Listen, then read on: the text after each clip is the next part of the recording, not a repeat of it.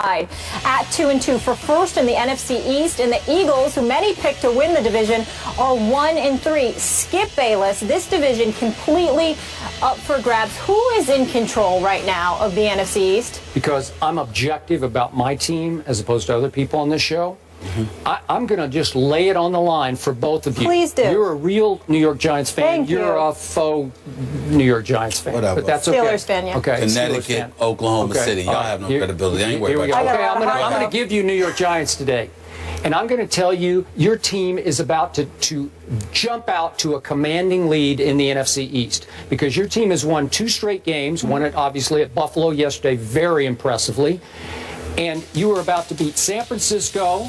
You're about to go to Philly and win. You're going to beat my Cowboys at home. You're going to go to New Orleans and win, and you go to Tampa Bay and win. And you're going to open up at 7-2, a 3 or whatever it'll be, 3 or 4 game lead over the rest of the field in the NFC East. My Cowboys, I'm sorry, I'm just going to be honest about it. They're about to lose to Tom Brady. They're about to lose at the Giants. They're about to lose to the Seahawks at home. And I think, because the Eagles do owe them one now, I think they'll lose to the Eagles, who always play well at Jerry World. Obviously, the Eagles owe them, the Seahawks owe them from last year, and the Giants owe them from opening night, a game the Giants should have won and couldn't close that deal. That was an accident waiting to happen for Eli. So my point is, my Cowboys are about to plummet to 2-6. Can they climb out of that hole if Romo comes back all the way down the schedule for the Dolphins game? I just don't know, because I think they're going to wind up 3-6 going to the Dolphins. And then I don't know what's going to happen from there. Your Giants are going to have such a commanding lead. Could they go 3-3 down the stretch as my Cowboys win their last 7? Because that's what it's going to take to catch the Giants. Skip Bayless, I'd love to disagree with you. Actually, I'm lying. I wouldn't at all. I'd love to agree with you, and I do. Because I think that the Giants could have the potential to run away with this division, not just for all the things that you mentioned, even though you left out the fact that they got the worst passing defense in the NFL right now. They got to address that, because they rank 32nd in yards allowed in the passing game. And the fewest sacks in the NFL, exactly. 5. So the combination of you not getting to the quarterback, combined with some holes in your secondary, I don't think leaves the Giants in a really strong position. But I will tell you this: one of the reasons, or 2 of the reasons I have, we can go to all 3. Philadelphia Eagles, I mean, let's face reality. They look like a shell of what they're supposed to be. There are 9 quarters out of the first, 14, 15 in the NFL that Chip Kelly has gone scoreless. His teams are going scoreless. I mean, it's just an absolute travesty right now. I think he's got like 3 points in the, outside of the New York Jets game. He got like 3 points in the first half. I mean, it makes no sense whatsoever. I don't know what the hell's going on in Philadelphia. He clearly made too many changes. He was doing things, trying to be the Lone Ranger and do things his way, and it's costing him right now. Let's look at that. Then we look at the Redskins. I like what I'm seeing from the Redskins. I loved what I saw from Kirk Cousins yesterday, because I certainly don't believe in him when the bright lights are on.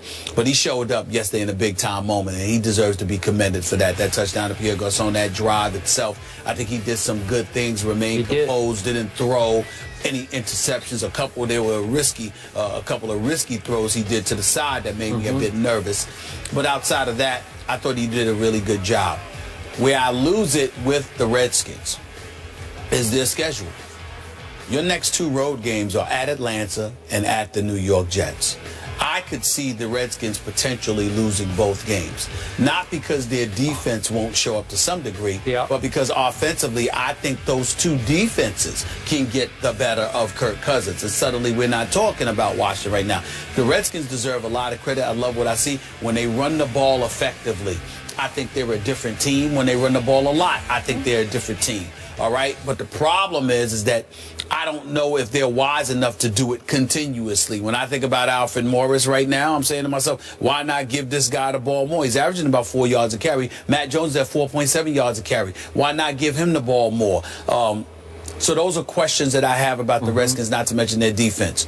When I look at the Giants, what they're doing, their defense, despite their struggles in the passing game, their defense has been surprisingly solid for the most part. It has. When I look at Victor Cruz and the fact that he hasn't played yet, and they've been able to do what they've been able to do offensively, three-headed monster in the backfield. Then you got Odell Beckham Jr. with Ruben Randle having stepped up.